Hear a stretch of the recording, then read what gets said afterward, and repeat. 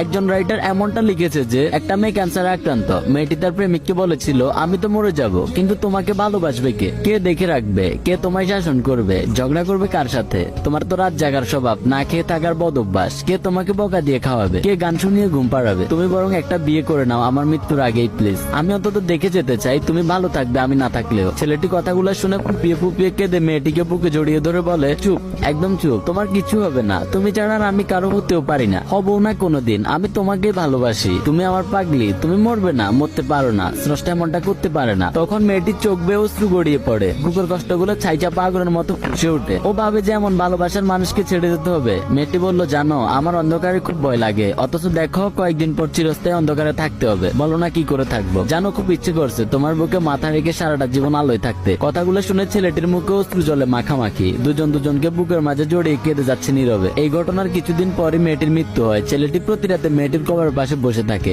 একের পর এক মোমবাতি জ্বালিয়ে মেয়েটির কবর আলোকিত করে। রাতে ছেলেটি ঘুমায় না, এই ভেবে যে তার প্রিয় মানুষটা অন্ধকার সহ্য করতে পারে না। ইদানিং ছেলেটিরও ক্যান্সার ধরা পড়েছে, খুব টেনশন আছে ছেলেটি। মৃত্যুর চিন্তায় না, ছেলেটি ভাবছে সে চলে গেলে তার প্রিয় মানুষটার কবরে মোমবাতির আলো জ্বালাবে কে? সে যে অন্ধকার খুব ভয় পায়, ভালো থাকুক ভালোবাসাটাও পারে। আসলে যে যাই বলুক, ছেলেরা একটু বেশি ভালোবাসে।